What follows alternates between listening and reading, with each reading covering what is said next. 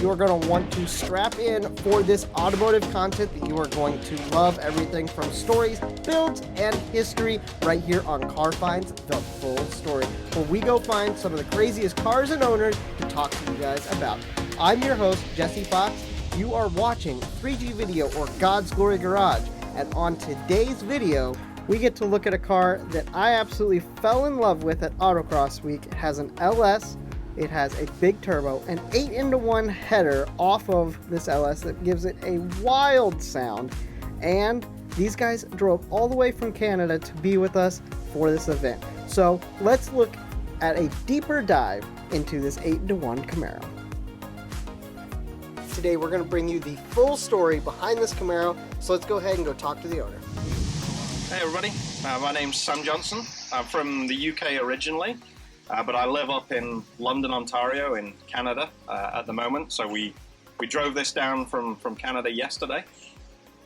It's originally a 1972 Camaro, but it's running an LQ4 6-litre LS truck-based motor out of a 2002 heavy-duty Silverado.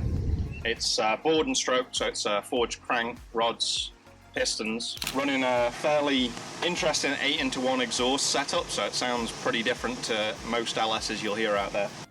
We are very inclined to agree with him on that statement.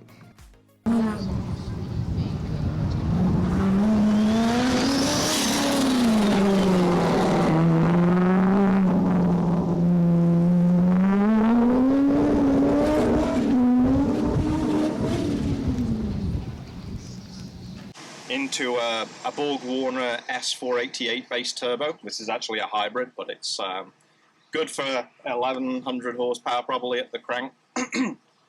We're running at a little bit less than that. That's not really that helpful at the autocross, so it's going to be fun trying to tame this thing.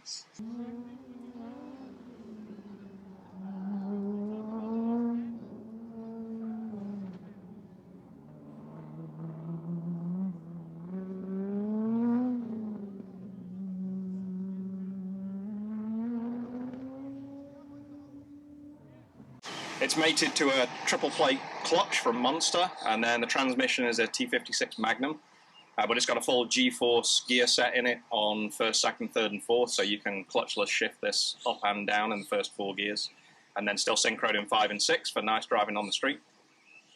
It's got a full cage inside. I drag race this as well, so it's NHRA legal down to 8.5 seconds in the quarter mile. At the minute, this thing runs kind of 10-second quarter miles when I drag race it.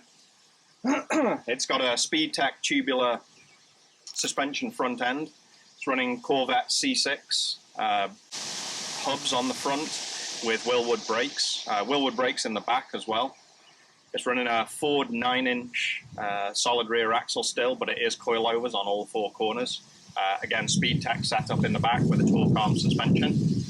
Adjustable anti-roll bars, front and back, canard bar in the back. This thing's running 3 fuel pumps at the minute, so it's got an EFI tank in the back with a lift pump, and then it runs a surge tank for the road circuit and autocross with 2 pumps in there, and it switches the second pump on when you're running higher boost levels, higher power levels.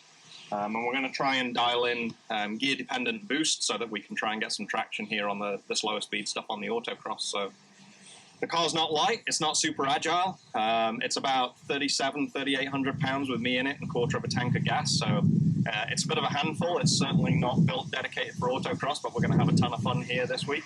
And looking forward to getting some miles on it and getting to know the other drivers.